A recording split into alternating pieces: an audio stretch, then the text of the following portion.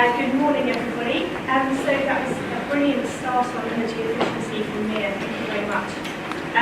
You mentioned a lot about belief, and you also mentioned about conviction, getting people to believe, and what the benefit is of energy management, or indeed sustainability as a whole. So I focus my thesis in this space, working with large corporates on a day-to-day basis. Generally, profit is a large driver as much as it is about savings, cost savings. And so my thought process was, there's a lot of money spent on energy.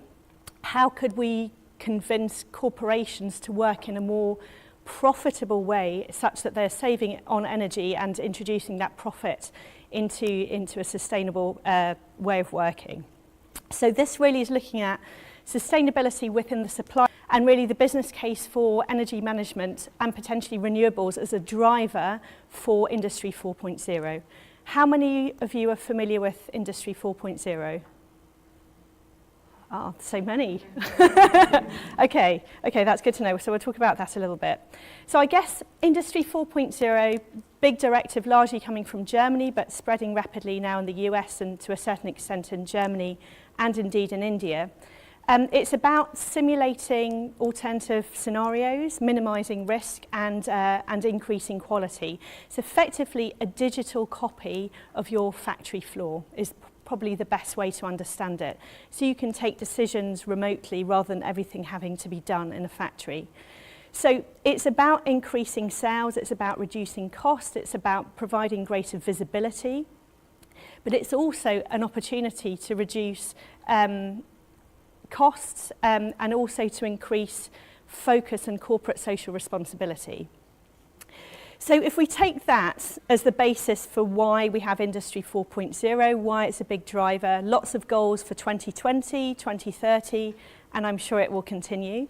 Let's take another fact that's quite interesting. So 40% of the world's revenue is generated by companies which hold energy cost and energy source of particularly strategic importance. And that means their energy costs are greater than 5% of their overall costs. So that's a massive opportunity for cost saving and therefore a massive opportunity to invest in energy management, right? So we're talking about industries like large production facilities, Osram light bulbs would be one example, or coal and mining, another example. So if we look at that, and there's a third fact that came out of the research. So energy management opportunities, increasing drive around new technologies, and Alejandra is going to talk this afternoon about Internet of Things, which is all very much part of the same topic. The third piece of information that I found in my research is that stock markets are increasingly rewarding green companies. So if you invest in a green company, you're seeing a greater return on investment. That's huge, and money talks, right? So So on that basis, should energy not actually be a primary driver for investment in Industry 4.0? So if we talk about the four basic tenets of Industry 4.0, and this is predictability. So predictability of what your customer's going to buy, predictability of your downtimes to do maintenance, all of these things around predictability. Flexibility. So imagine you have a digital copy of how your factory's working. You can simulate other products that you might want to produce without having to invest in it physically. You can disrupt your supply chain and change where people are working and living and making decisions. That gives you a modularized supply chain that allows you to hit the market much faster. Traceability. So this is everything from where is my parts for my car that I'm manufacturing, are they going to arrive on time? Where are they? So that whole connectivity with your suppliers, as well as the connectivity to the customer, is it going to arrive on time? Huge driver for hitting your all your KPIs within your business. And then the sustainability angle, my personal passion and most relevant for this group here. So that's around traceability within the supply chain, ethical sourcing. So a lot of investment has been done in the diamond industry, for example, to ensure that diamonds still retain their value because they're not blood diamonds, that the people are being paid a fair price, that the coffee industry, coffee beans are being produced ethically and in a sustainable and organic fashion. So those are the 4 tenets. If we take sustainability as the 4th tenet, and within that is energy efficiency, energy management, how ready are industries in general for adopting Industry 4.0? So I'll just give you a couple of minutes to read some of these quotes and call out a couple. I'll start with the one on the right here. So 93% of CEOs surveyed in one of the surveys that I researched believe that sustainability will be critical to the future and it will drive their policy. We've already talked about 40% of the world's revenue generated by companies hold energy cost and energy source of particularly strategic importance. And then 88% of producing companies, so asset-intensive companies, big manufacturing companies, when they were surveyed, they say, yes, energy management is really important. However, only 15% of those companies are monitoring energy usage or have even adopted any kind of policies in energy management. So from these facts alone, you can see the potential is huge. So if we then say, why is sustainability and energy management not driving Industry 4.0 left, front and centre? So I guess we take the stick and carrot approach. So on the one hand, how do we change this? The stick is energy efficiency directive and policies, and then the carrot is reduced energy costs through faster time to market, for example, or asset efficiency. But the other area, of course, that I mentioned is profitability. How do we bring out that message about profit so people get excited about this topic? So I researched a few companies, predominantly Osram. A few of you will remember 3 years ago as part of the On-Time campus, we went to Osram Automotives here in Berlin. I used them as a point of contact. There's a man called Thomas Waldmann, head of energy management, extremely passionate about energy efficiency. He was my main source of contact of what they have done in Osram themselves. So I asked, it was a research-based study. I interviewed head of Industry 4.0 at SAP. I wrote to Siemens. I had interviews with Bosch Rexroth and my own company, Emphasis, as well. And these, you see here, what are the primary drivers for Industry 4.0. So visualization, how can I imagine what a future product might look like without building it directly?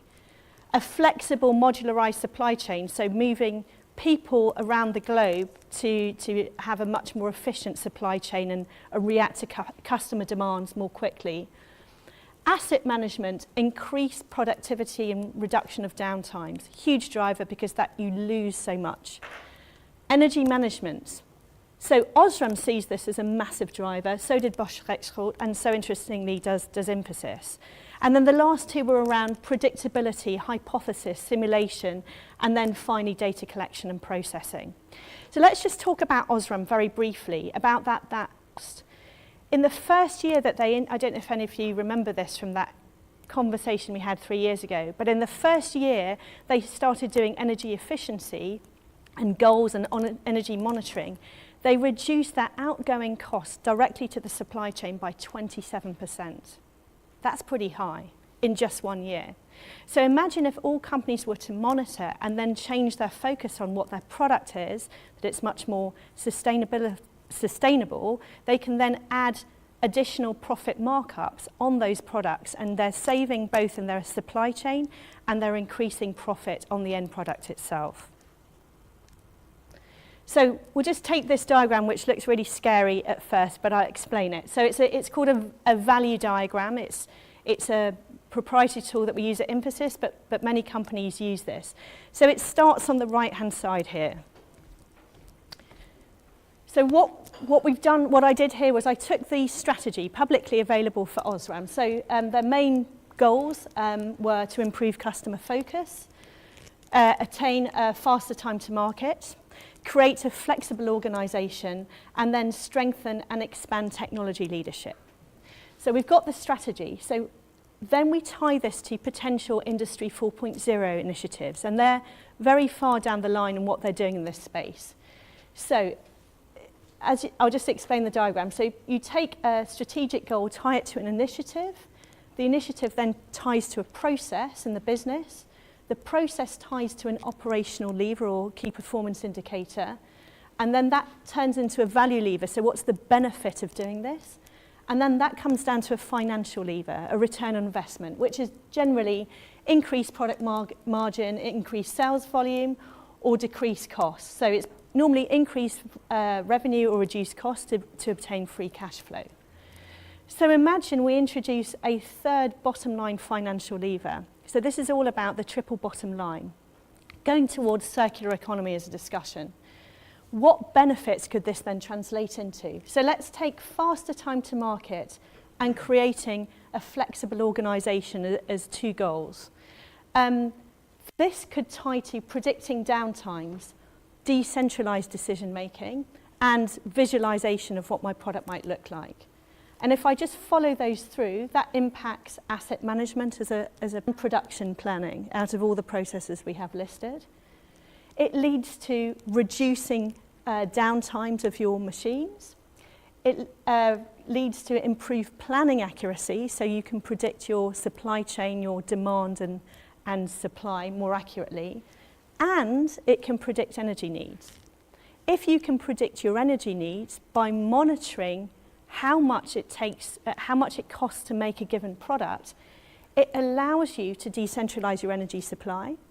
It allows you to reduce spot market outlay. So if you know by tying in to a predictive weather solution, and you know how much it's going to cost, you can choose to buy energy on the spot market when the sun's going to shine in 2 days' time, rather than producing at a more expensive time of day.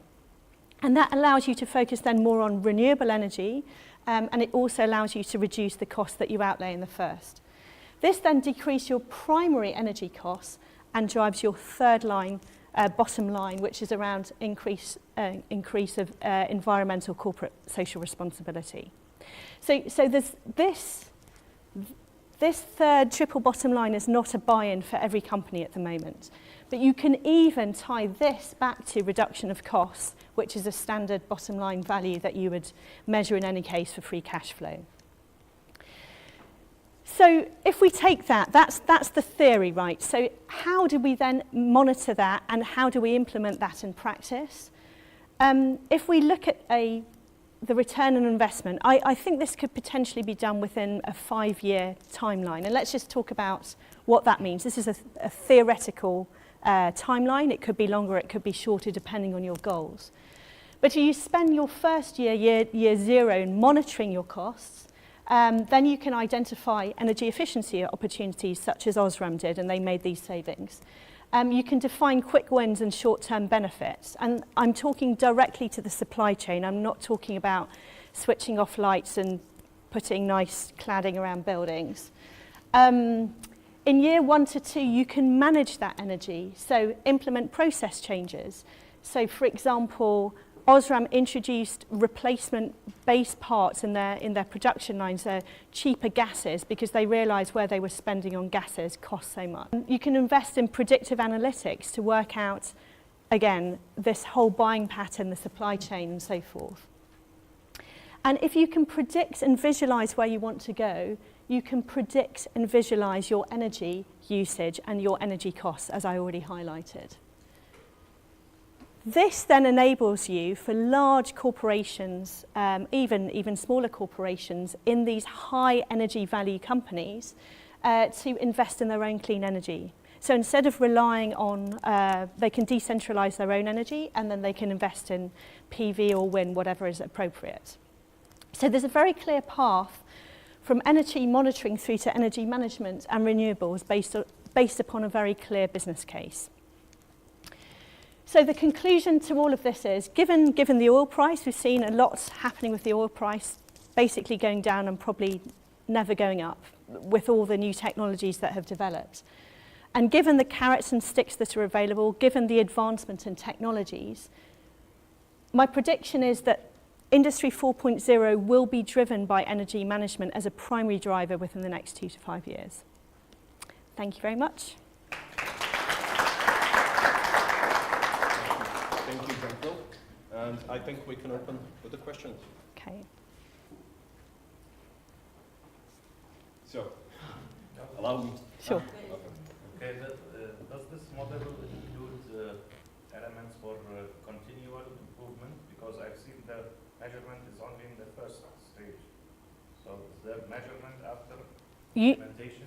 Yes, for sure. So you can apply any process or any initiative to this. So the monitoring is just a starting point. I mean, most companies don't even monitor. They don't even know how much it costs to make a car or a plane or a table. If you can monitor that piece, you know where you can then save, and then you can do continual monitoring. So it's a case of buying a monitoring device and attaching it to a given machine, basically, for output.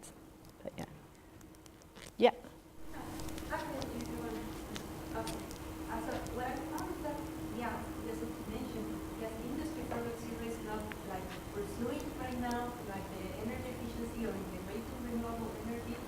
More for like a holistic optimization that at the end of the day decrease the CO2 emissions. Yes. However, my feeling is also that since it wants to raise competitiveness in the market, this may have like a rebound effect, and at the end of the day, maybe they want to produce more with what they already are using. So, do you think or have you measured this kind of effect that at the end of the day, they want to produce more when the energy or the power that they are using, or at the end of the day, we will see a reduction in the gas greenhouse emissions? I think it's a really good question. I think you can achieve both things, and I think different organisations will be driven by different goals, right? So on the one hand, you might be driven by reducing CO2 emissions. Generally speaking, and this is a big statement, but generally speaking, most corporations, we live in a predominantly capitalist world, right? So most corporations are going to be driven by profit more than green marketing, which is reduction in CO2 emissions. So I think most companies are investing in Industry 4.0 initiatives rather for the former. So how can I make more using less? And that's all around this predictive downtimes is a massive driver, because then you can maximize your potential usage of a given machine. And I think that's the driver really, more than CO2 reduction. Kayla. You shared one slide where you compared all the different companies and you went across on some. Yes. And there were different drivers. And how come the information, or how did you gather all the information? Was it the energy manager who did the cross and said, okay, this is our main driver, or? No, good question. So it was an interview-based study. So I interviewed everybody. I put together a series of questions in all of these areas, and the conclusion of the interviews brought me to that table, basically. Yeah. Do you think that all this holistic point of view of energy management can be transferred at some point into the small and medium enterprises companies? And basically, as far as I know, in Spain, the 85% of the GDP are produced by small and medium companies. So these kind of huge companies are not really in the GDP. I don't know how in energy consumption market, which is the difference. It's another brilliant question. I think this is not exclusive to large corporations at all. It's as much for small and medium-sized enterprises, especially around this energy monitoring and usage. Because if you're monitoring, then you know where you can save, and you look at your supply chain much more critically. So the answer is absolutely yes. I think it's not also limited to corporations. So, for example, this could be applied to islands. Islands is a massive driver at the moment in terms of, climate change, reduction resources. If you can apply kind of any any approach to how might you invest in any of this, not necessarily Industry 4.0, but turning sustainability into a profit, then that allows us to implement these kind of approaches basically anywhere. So no, not at all limited. I think the difference might be, would a small and medium-sized enterprise invest in their own renewable energy? Probably not at this stage, but they might do that when, you know, microgrids and grid networks are much more connected. Yeah. Since you did the interview with a lot of blue chips companies like SAP, so what is your takeaway? All this after the interview, have they started implementing it, or what is the probability you see that they will be down the road line, they will be implementing all the Energy management. So, I mean, energy management and Industry 4.0. So I think large part of it is energy management is seen a bit boring, right? It's, again, my personal belief is if you can convert this to profit rather than cost savings as the driver, then everybody's all over it. If it's about cost savings, you always have to have some initial outlay in order to have cost savings, and that's never so much of a driver. So that's number one. And I think it's slowly increasing, but it's still a long way to go on energy management. In terms of Industry 4.0, it's still, people are still struggling with a basic common definition of what it is, and it can take, you know, a million forms, but we are seeing that, you know, several corporations are moving this direction, definitely. So the perspective is not on savings, is if I can conclude, or what is there in for me? That is what it is, the attitude they are looking at. Everything's always what's in it for me, right, Naresh? So if you can convert that message, that's how these things will take off and land. Okay, excellent. Brilliant. Okay, so I think we will have to wrap up again. Additional questions during other breaks, and we have to proceed with the next sessions. Thank you. Thank you.